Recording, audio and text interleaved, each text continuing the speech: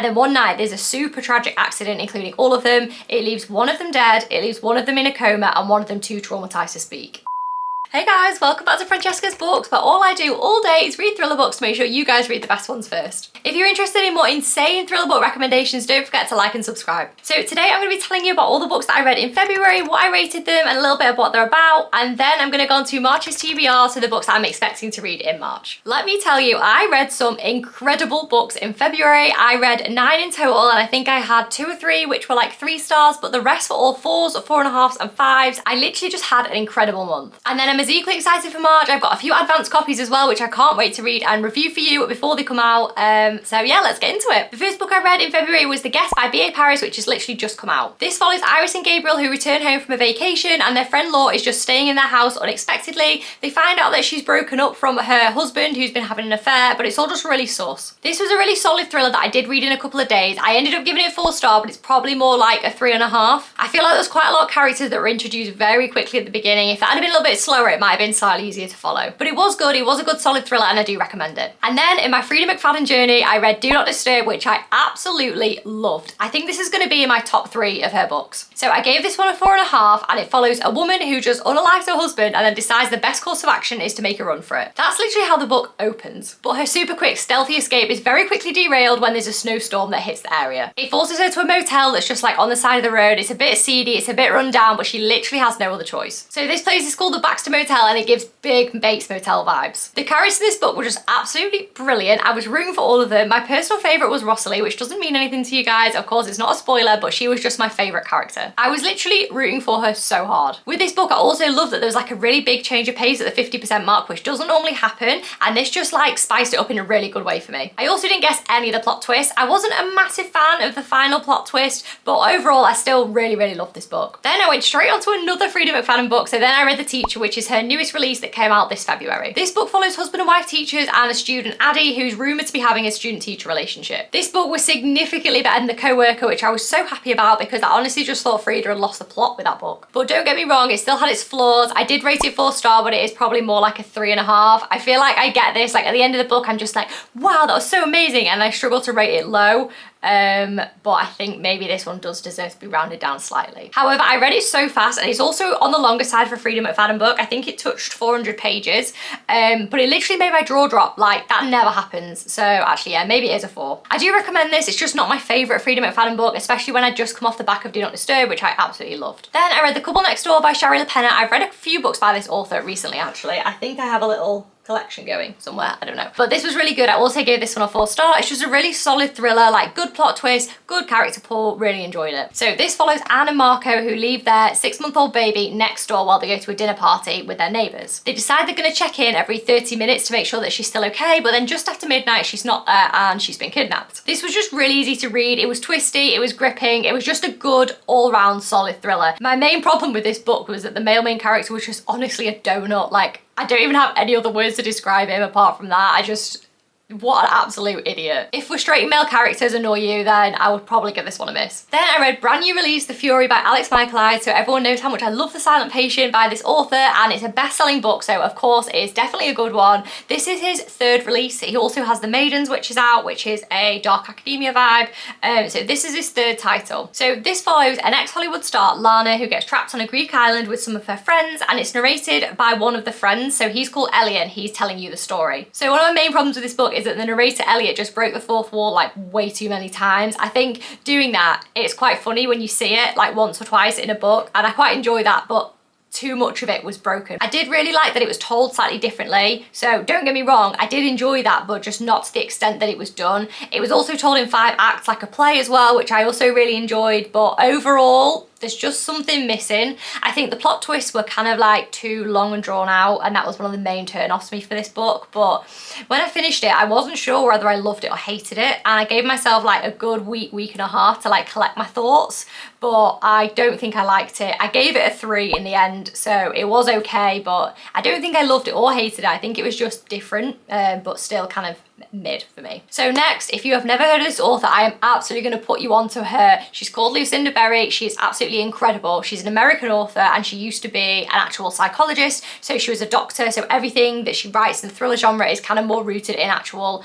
like psychiatric problems as opposed to more domestic thrillers, but everything is just amazing that she writes. So the first book of hers I read in February was The Secrets of Us, and I gave this a 4.5, but it was so close to a 5. This follows two foster sisters who have always really been there for each other. So when one of them's admitted to a psychiatric unit for attempting to unalive her husband and burn the house down, the other one absolutely comes running to her rescue. This was told from that current day present story and also a bit about their past, so like you really understood the character's background and like why they did certain things. It was definitely a mystery, this book as well. There was definitely like a whodunit aspect. I just thoroughly enjoyed it, the characters and the plot. And then I read The Ugly Truth by Elsie North, which I picked up thinking it was a thriller book, and it was definitely not. This book centers around a woman called Melanie who her father says is in rehab and in like a psychiatric facility, but her best friend and her ex-husband are absolutely convinced that she's been kidnapped. But that's as far as it goes in terms of a thriller. So this book really centers around like the British media and how toxic it can be for people in the spotlight. This was more like a literary fiction, like a women's psychological suspense maybe. Not a thriller, but really interesting. So I ended up giving it a 3.5 purely because it wasn't what I expected going in, and that doesn't mean that I didn't like it or it wasn't a good book, because I did read it pretty quickly. And also it has a lot of mixed media, so it's told mainly through interviews as well.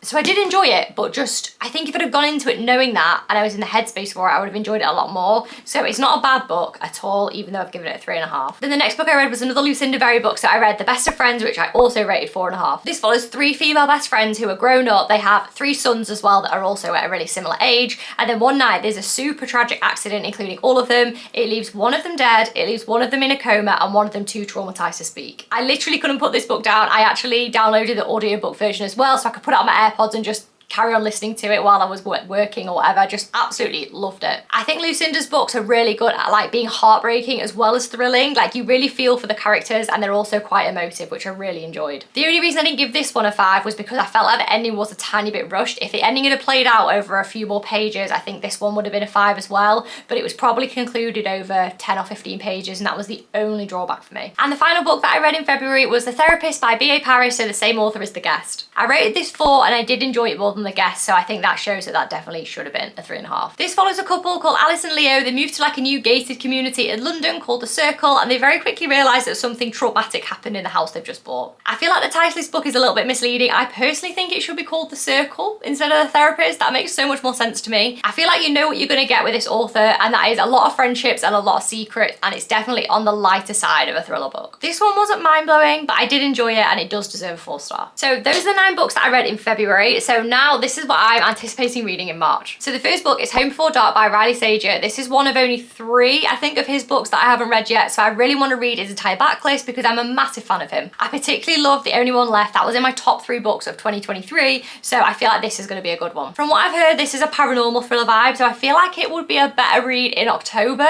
but I'm too keen to read it, so this is on my March TBR. Another book I'm really excited to read is The Dollhouse by Phoebe Morgan. I actually picked this up in a charity shop for £1, but the premise sounds so interesting. I haven't stopped thinking about it since I bought it, so I'm definitely putting it on this month's list of things to read. Supposedly, this follows a woman who starts finding tiny pieces of dollhouses like around her actual house, and it just sounds creepy. Then I'm definitely going to read Not a Happy Family by Shari LaPenna. I actually got this in the works for £4. I didn't even realise they started selling Shari LaPenna's books, but win-win. This seems like a really easy read. The text is actually really big in the book, which I just absolutely love. It just makes it feel so much easier, like you're getting through so much more of the book, and it seems like a Cluedo-esque thriller about like a really wealthy family. Then I'm going to read The Reappearance of Rachel Price by Holly Jackson. I was so lucky to get an advance copy of this. I'm a massive fan of Holly Jackson, so I'm really excited, and I'll definitely get a review up of this for you guys as well. I feel like the thing you can always guarantee with Holly Jackson is that it's going to be like a really satisfying ending, and the actual text itself is going to be easy to read. Because she's like predominantly a YA author, I feel like that just makes the book just super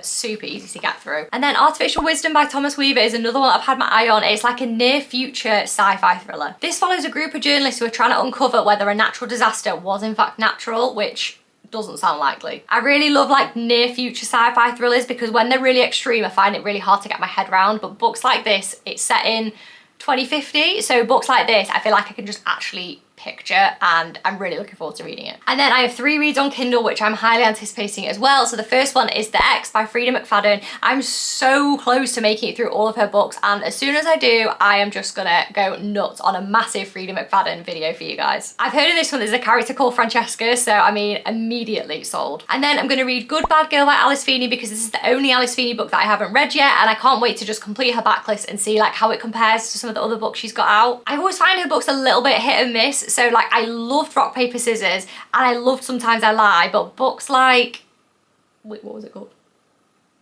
I can't remember again. Books like Daisy Darker, I was just so thrown by. I just honestly just put myself through hell to finish that book. I don't even know why. And then the final book on my March TBR is Midnight is the Darkest Hour by Ashley Winstead. I don't know why I haven't read this yet. It's absolutely crazy that I haven't. I think just because I've seen mixed things about it, I've just not been like super keen to get my hands on it. But I've now got it on Kindle and I'm definitely going to read it this month. So those are the books that I read in February. My 2 favourites were definitely Do Not Disturb by Frida McFadden and The Best of Friends by Lucinda Berry. And I'm anticipating that my favourite book of March is going to be Home Before Dark by Riley Sager, because I just know I love his writing style. Let me know in the comments which was your favourite book of February. I'm always looking for more books to go to, and I cannot wait to see you next time.